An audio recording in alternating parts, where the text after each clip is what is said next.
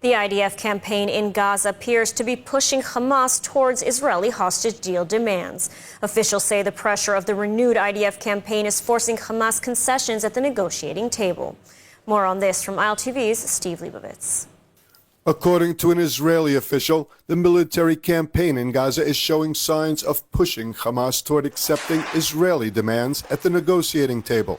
The official said the combined pressure of the war is showing its effect, while Israel presses forward in Gaza, insisting that it will not agree to end the war without Hamas fully disarmed, with its leaders sent into exile. The Security Cabinet met last night to hear updates on mediated hostage talks being conducted in Cairo amid new proposals from mediators designed to end the war. The Cabinet also discussed the possible expansion of its military campaign in Gaza to increase further the pressure on Hamas into accepting Israeli demands for a new hostage release deal.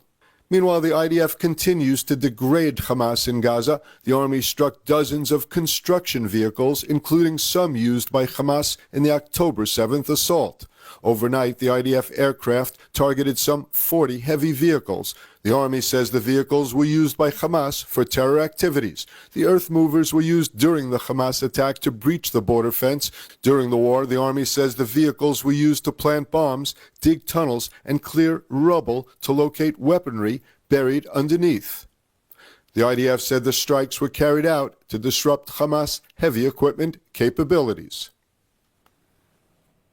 And a missile fired by the Houthi rebels in Yemen targeted northern Israel early this morning. Red alert sounded, forcing hundreds of thousands of residents to seek shelter. The IDF said that the missile was apparently intercepted and failed to reach Israeli airspace. Emergency services had no reports of injuries except for several people lightly injured while running for shelter. Last week, a Houthi missile launched at Israel triggered sirens in Tel Aviv, Jerusalem, and across the center of the country. The Houthi strikes comes amid widespread U.S. strikes on the Iran-backed terror group. Earlier this week, the U.S. struck some 50 Houthi targets in several locations in Yemen. And President Donald Trump says he and Prime Minister Netanyahu see eye to eye on Iran and more. Just as nuclear talks with Tehran ramp up and the White House announced a high-stakes trip to the Middle East. More on this from ILTV's Mayan Hoffman. U.S. President Donald Trump says he's aligned with Israel on all key issues. In a message posted to his Truth Social platform on Tuesday, Trump shared details of a call with Prime Minister Benjamin Netanyahu. "I've just spoken to Prime Minister of Israel, Bibi Netanyahu, relative to numerous subjects, including trade, Iran, etc., Trump posted. "The call went very well. We are all on the same side of every issue." The post came as direct U.S.-Iran nuclear talks remain in motion. Tehran confirmed that the next round of technical discussions will now take place Saturday in Muscat, Oman, after being delayed by mutual agreement. These expert-level meetings mark the third round of direct diplomacy since April 12th, part of a broader effort to limit Iran's nuclear program. While Tehran insists its intentions are peaceful, the West remains skeptical, especially given Iran's recent uranium enrichment to near nuclear weapons grade levels. Meanwhile, Iranian negotiator Abbas Araghchi is continuing talks with global powers. Before heading to China, he briefed the UN's nuclear watchdog on the current state of negotiations. On the diplomatic front, President Trump is set to visit the Middle East. I can also confirm the dates of the president's trip to the Middle East. He will travel to Saudi Arabia, Qatar, and the United Arab Emirates from May 13th until May 16th. The visit comes at a critical moment. The U.S. is not only juggling nuclear diplomacy with Iran, but military operations in Yemen and stalled hostage talks between Israel and Hamas. While Trump's post about the Netanyahu call made no mention of Israeli hostages in Gaza, families of those missing say they're still waiting for answers. As Israel marks Memorial Day and Independence Day next week, those families say time is running out. And joining us now with more on the war in Gaza and the U.S.-Iran nuclear talks in the studio is Dr. Dan Diker, president of the Jerusalem Center for Security and Foreign Affairs. Thank you so much for joining us today. My pleasure. Thank you. So let's start with the Iranian threat, the Iranian nuclear talks. You know, the U.S. currently in talks with the Islamic Republic of Iran. What is Israel's position on these talks? And is Prime Minister Netanyahu really on board and aligned with President Trump when it comes to Iran? I think a good signal of the alignment of the United States and Israel on the Iranian file is the fact that Prime Minister Netanyahu is was the first foreign leader to visit President Trump in the White House and the only foreign leader to be invited twice within a matter of weeks. And it was clear at the second sort of surprise or shotgun meeting, Prime Minister Netanyahu came out of Hungary for this last-minute meeting with the president that the topic was not the tariffs. The subject was Tehran. And the, I think, somewhat surprise announcement that the United States was going to be in direct negotiations at the highest levels with Iran, which means it could mean two things. It does not necessarily mean that the two superpowers, Israel as a Middle East superpower, the United States, global superpower, are out of alignment. They are still aligned, and President Trump made it clear that the direct talks are not a block to the very real and potential military strike that may be coming to Iran, but that America has a lot of leverage right now on the Iranians, and President Trump is an economic warrior, first and foremost, and he wants to use his diplomatic, political, and economic leverage in order to try to force the Iranian regime really to shed the whole infrastructure, the uranium enrichment of their joint American-Israeli Is that adversary. what it would take for Israel to be satisfied with a deal? That's a very tough question, because in Jerusalem, Israel is way beyond the line of talking. I mean, Israel is into action.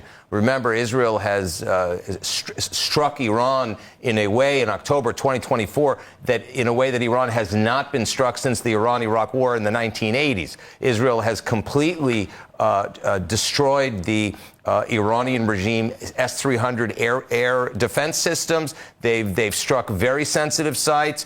They really have brought the Iranian regime down to its knees and its most vulnerable that it's been in the last 3 decades. So it's really a question of wait and see as to how long this diplomatic conversation is going to go on between Washington and Tehran. Israel is definitely sitting on pins and needles, because it is clear that within a matter of weeks, Iran could have a number of nuclear devices that could be ready for dispatch. And, you mentioned that Israel has pretty much brought Iran to its knees. Many in the security and political establishment here in Israel are arguing and pushing for a military strike on Iran, whether the United States is on board or not. Do you think, they're saying that it would be a historical miss, essentially, not to strike now. Do you think or foresee a scenario whereby Israel will strike Iran without U.S. backing? Very clearly, since 1979, when Khomeini arrived back from Paris to Tehran, he said, "Death to America, death to Israel." Since then, there has never been a time when Tehran has been so vulnerable to an Israeli attack. And it's clear the window is still open, but the window is closing. And it's really a question of balancing, Israel's need to defend itself existentially. And I am quite confident that Prime Minister Netanyahu would move if it came to a decision that it could be an existential threat to the Jewish state. Would take that decision. Having said that, President Trump has been an incredible ally to Israel, and has, from the first Trump administration until now, supplied us with weaponry, given us political cover and international legitimacy. So it's clear that Netanyahu wants to stay on the right side of the president as a double entendre. Yeah. Now, I want to turn very briefly to Gaza. Just today, I think Abbas has reportedly called on Hamas to release the hostages. I mean, now, after 18 months, he suddenly remembers the hostages. What do you make of this? Why now? Well, let's start with a rhetorical question. Are we surprised? we shouldn't be surprised because the Palestinian Authority was born out of deception. It was born out of deception by Yasser Arafat, who was issuing 3 messages, one to the Arab Muslim world and the Palestinians, one to third world countries back in the 60s and 70s, and then one to the United States and the Western Alliance, human rights. So he has managed to deceive and bamboozle everyone in the international community. And now what he's done a year and a half after supporting and refusing to reject, refusing to condemn the October 7th massacres, the Iran-backed Hamas massacres. He's now playing another political game at the age of 89 when just in the hours in which we're talking, he's called for the first time ever for a vice president of the Palestinian Authority, which is all a political game. He is a continuation of deception. He wants to upgrade the PA's legitimacy. At the same time, they're incentivizing and paying young men and women to murder Jews in the Pay for Slay program. So there's no difference strategically between the goals of the Palestinian Authority, which is Fatah, part of the PLO, and the Hamas. The only question is the pathway. So it is really come time for the U.S.-led Western Alliance to understand finally the PA cannot be an alternative to the Hamas in Gaza, and the PA cannot ultimately be the semi-sovereign in Judea and Samaria and the Palestinian cities under their control. Absolutely. Dr. Dan Diker, thank you so much for your analysis today. Thank you. Israel Bonds, the heartbeat of solidarity, the powerhouse of support. When the Israeli-Hamas war hit, Israel Bonds stood tall, proving we're more than just an investment, we're a lifeline. Israel Bonds pledges to ensure Israel thrives and flourishes. Investing in Israel Bonds isn't just a financial move, it's a declaration for resilience, strength, and a better future for Israel.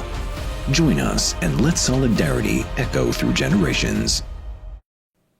And turning now to the north, where the IDF continues to strike hostile elements operating in violation of the ceasefire agreement in Lebanon. This time, the army targeted the leader of a splinter terrorist group planning rocket attacks. The army launched a drone that targeted and killed the leader of the Al-Jama al-Islamiyya group, Hussein Atwi. The strike took place in the town of Al-Khania in South Lebanon. In surveillance footage, the target of the strike is seen running out of the car before being struck again. Atwi was killed as he traveled from his home to his office in Beirut. He was the commander of the armed branch of the terror faction called the Fajr Forces, which were involved in numerous rocket launches during the war. Unlike Hezbollah, they have continued efforts to fire rockets at Israel during the ceasefire. The army said Atwi was actively involved in planning and advancing terror activity from Lebanon into Israeli territory. And anti-Semitism is an age-old phenomenon, but with each new generation, it takes on a new form. Today, we are once again seeing record-high numbers of anti-Semitism around the world. And the annual Worldwide Anti-Semitism Report from Tel Aviv University released today shines a spotlight on this phenomenon. Let's take a look at some of the report's findings. The number of anti-Semitism incidents worldwide has slightly declined in 2024, but remains alarmingly high. This according to a new report released today from Tel Aviv University just ahead of Holocaust Remembrance Day. The report is one of the most comprehensive studies of global anti-Semitism, authored by 11 researchers from the university's Center for the Study of Contemporary European Jewry and the Erwin Kotler Institute for Democracy, Human Rights and Justice. While anti-Semitism incidents did decline slightly in 2024, they are still much higher than pre-October 7th levels. The report shines a light on worrisome trends in Australia, where there were 1,713 reported anti-Semitic incidents in 2024 alone, nearly triple the amount of 2022. Other countries that saw similar increases in anti-Semitic incidents in 2024 include Canada, Italy, Argentina, Switzerland, Spain, and Brazil. Meanwhile, countries like France, Germany, and the UK saw moderate declines in 2024 compared to 2023. But again, here levels were still much higher, in some cases more than double the pre-war figures. In the United States, there was also a moderate rise in anti-Semitic incidents. The authors state that despite common belief, anti-Semitism did not rise with the war in Gaza, but rather there was a peak following October 7th, and in most countries a decline the following year. Yet the authors reiterate anti-Semitism may have slightly declined in 2024, but overall the trend is of an alarming increase since October 7th. And joining us now with more on this report is one of the authors, senior researcher at the Center for the Study of Contemporary European Jewry and academic director at the Erwin Kotler Institute, Dr. Carl Jonker. Thank you so much for joining us today. Thank you for having me. So we all know, we all see and feel, of course, the rise of anti-Semitism around the world. But was there anything in this report that really stood out for you or even surprised you? Well, one of the unique findings of our report was that the spike in anti-Semitic incidents occurred in the immediate aftermath of October 7th, in the first 3 months, October to December. And then in most of the countries, we see a massive decline or a decline throughout 2024. But at the end of the day, the levels of anti-Semitism in 2024 still exceed pre-2023, October 2023 levels. The biggest surprise that we saw, or the biggest rises that we saw, were in Australia and in Italy, two countries that experienced the largest rises. Australia experienced a threefold increase from 2022, and Italy experienced a twofold increase from 2022. Interesting, and it's interesting actually because Australia and Italy, two different countries with different, let's say, governments. Can you explain that discrepancy? Sort of why Italy, why Australia? Well, in Australia, there were thoughts that a lot of that there were outside actors perhaps driving the rise in anti-Semitic incidents or promoting acts of vandalism and violence and harassment in the community. Those are still under investigation. In Italy, you see a large drive in terms of anti-Israel activism, anti-Zionist activism that manifested in anti-Semitism in Italy. And, you know, there was one sentence in the report that really stood out for me. You know, you say, and I'll read it, anti-Semitism has raised its most violent and ugly head when the state of Jews appeared most fragile, not when it appeared most defiant. Can you elaborate on this conclusion? Exactly, that we saw a large increase and a huge spike right after October 7th, before Israel had started any sort of military action or any sort of engagement with Gaza. And in those first 3 months when Israel was facing, an existential crisis, existential threat, that was when incidents were at their height. And then as the war continued, throughout 2024, we saw a decline. It's still, again, at levels higher than in 2023 before October 7th, but nevertheless a decline. Now, you also discuss in the report what is most needed to combat anti-Semitism. I think you write not pompous speeches or cocktail parties or award ceremonies with, Hollywood celebrities. So what is needed, in your view, to combat this phenomenon? What's needed is education, more engagement. When it comes to law enforcement, is giving them the knowledge to identify anti-Semitic hate crimes, what qualifies as anti-Semitism, to give them good definitions, to help them understand examples of anti-Semitic hate crimes, so that they can enforce laws on the books and help them in their investigations that can lead to arrests and then prosecutions. So perhaps you can also comment on the Trump administration's policies with regards to combating anti-Semitism on college campuses, what we're seeing now. Is this the right course of action in your view? I think it's important to note when it comes to the United States that what the Trump administration is doing is enforcing Title VI regulations, which prohibit discrimination on the basis of religion, race, and ethnicity on college campuses. And here again, there are laws on the books and they just need to be enforced. And this administration is pushing harder than the previous administration in enforcing those laws. And so are you optimistic for the future of diaspora Jewry?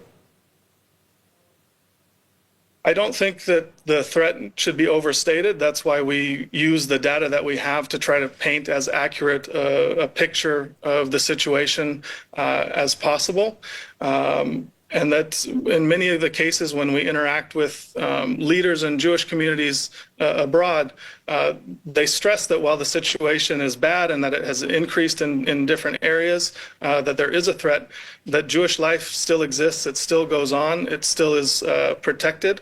There just needs to be more enforcement from law enforcement and government and to apply the laws that are on the books. Absolutely. All right. Dr. Carl Jonker, thank you so much for speaking with us today. Thank you very much. And ILTV, Ynet Global, and Israel Plus invite you to our next virtual event, Voices of Valor, happening April 28th at 12 p.m. Eastern Time.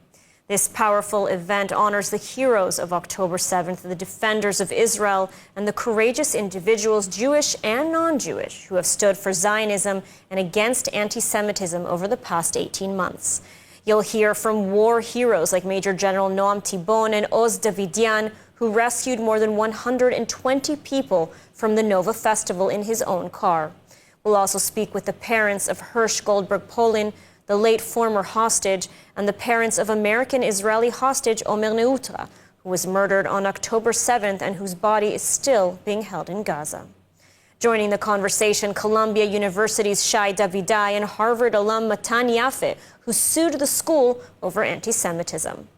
To register or receive updates, just scan the QR code on your screen. And tonight is the eve of Holocaust Remembrance Day, where we remember the 6 million Jews that perished in the Holocaust. And ahead of this day, delegations are arriving at Auschwitz concentration camp for the March of the Living, including the World Jewish Congress. The day was filled with emotions for participants and leaders. It's a very emotional moment coming back here. I've been to March of the Living before, but we're here with our board from World Jewish Congress in Israel, and coming here, of course, post-October 7, and with kind of reliving traumas. It's a very emotional time to be here, and I'm grateful that we're able to participate. Coming together like that, it felt like the right thing to do and emotionally healing in a way. And now, just before we have a look at the weather forecast, massive wildfires have erupted across central Israel and the Jerusalem area. Communities of the area are being evacuated and roads have been closed as firefighters are working to stop the spread of the blaze and control the chaos. And now let's take a look at the weather forecast. Cloudy skies are expected around most of the country tonight, with temperatures reaching lows of around 19 degrees Celsius or 66 degrees Fahrenheit. Then tomorrow we'll see more cloudy skies alongside hot temperatures with highs of 27 degrees Celsius or 80 degrees Fahrenheit. And that's a wrap for today's news. For the latest updates from Israel on all your devices, be sure to follow our ILTV channel, subscribe to our newsletter, and explore our website, ILTV.tv. Stay informed with the latest news straight from the heart of Israel. I'm Ladarka Velazi. Be well, stay safe, and thank you so much for watching.